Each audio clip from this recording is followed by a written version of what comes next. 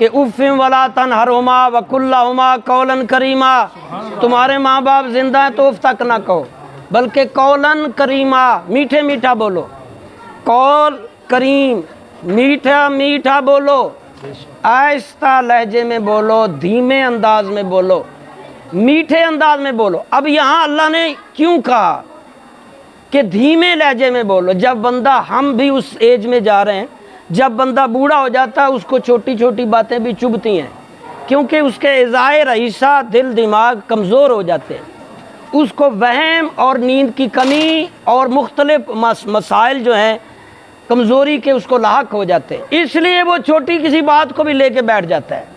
तो बुढ़ापे में जब वालिदैन चले जाएं तो फरमाया आहिस्ता से बोलो, नरमी से बोलो, मोहब्बत से बोलो। और इसी तरह उनके खाने पहनने, दवाई अद्वियात, और उनको वक़्त भी दो। और जब वो फौत हो जाएं तो फिर उनके फौत के भी हकूक़ हैं। हुज़ूर सल्लल्लाहु अलैहि वसल्लम ने जो हदीस में उसके बयान फरमाया उसमें से एक ये भी है कि उनको अच्छी तरह से गुस्ल, कफन, दफन का इंतज़ाम करो। और दूसरे दर्जे में फरमाया कि उसका लेना देना, उसकी वसीयतें पूरी करो। और तीसरा फरमाया उसके लिए एसाले सवाब करते रहो। और चौथी बात फरमाई कि उसके ताल्लुक़ और उसके रिश्तों को निभाते रहो। अब यहाँ मैंने एक इमाम फ़खरुद्दीन राज़ी रहमतुल्लाह अलैह और इस तरह के बुज़ुर्गों का पढ़ा है कि ये चार जो नकात जनाब रसूलुल्लाह ने मरने वाले के हक़ में बयान किए हैं, ये तो समझ आ गई कि जनाजा, गुस्ल, कफन, दफन हम सब करते हैं। उसके बाद उसके कर्ज़ और उसकी वसीयत भी करते हैं। तीसरा, हम ये साले सवाब ख़त्म भी करते हैं। चौथे बात की जो मसला है उस पे हम बहुत पीछे हैं। हुज़ूर सल्लल्लाहु अलैहि वसल्लम अपनी ज़ौजा मोहतरमा अम्मा खतीजतुल कुबरा रज़ी अल्लाह जब वफ़ात पा गई तो उसकी सहेलियों को साल में 1-2 मरतबा जानवर गोश्त ज़िबा करके गिफ्ट करते थे, उनके रिश्तेदारों के साथ हुस्न सलूक करते थे।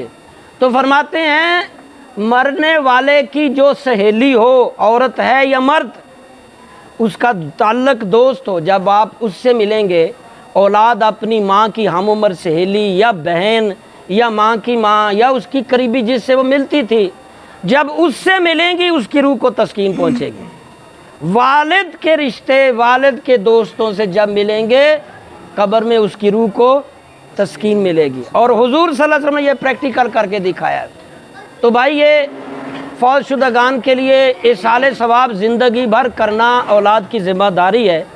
और ये बात के उसके जो ताल्लुक़ हैं, अब्बे के भाई हैं, अब्बे की बहनें हैं, माँ के भाई बहनें हैं, रिश्ते हैं, वैसे ताल्लुक़ है। और हमारा ताल्लुक़ तो बहुत पुराना है ना, 30 साल हो गया। हमारे जो बड़े गरीक रहमत करे खुर्शीद साहब थे हमारे बड़े, इनके बड़े अपना जब्बार खान साहब के वालिदैन के साथ फिरते थे, उनको मिल के खुश होते थे। और जब यहाँ हम आए तो हमारा इनसे आगे औलाद से ताल्लुक़ रहा। आप यकीन करें जो मरहुमा फौत हो गई, अल्लाह उन्हें गरीक रहमत करे, वो दोनों मियाँ बीवी अपनी फैमिली की तरह ही समझते थे। हम, मेरे भाई, मेरे ख़ानदान के, मेरी अम्मी अब्बू, मेरे रिश्तेदार जब आते तो दावत की जाती और ख़ुसूसी मिलने जाते। बल्कि यहाँ तक कि हमारे वहाँ वालिद के जनाजे में पहुँचे ये मरहुमा भी और इसके फौत होने वाले शौहर भी। बहुत सफ़र है। तो ये जिनके बनते उनके बनते हैं, खुश अखलाक और रहम दिल और मोहब्बत। और मरने वाले की खूबियाँ बयान करना भी नेकियों में इजाफ़ा करता है। मैं एक और बात बयान कर दूँ। बात नबी सल्लल्लाहु अलैहि वसल्लम जनाजा गुजरा तो एक शख्स ने कहा ये बहुत अच्छा था, फरमाया वाजिब हो गई।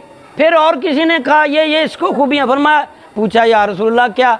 फरमाया जब बंदा फौत होने वाले के बारे में गवाही देता है, बयान करता है उसकी सिफ़तें, तो फरिश्ते गवाह बन के उसके नामा अमाल में इजाफ़ा होता है, उनकी बख्शिश की राह मिलती है। तो जो क्वालिटियाँ हैं वो फौत होने वाले की ज़रूर बयान करें। वो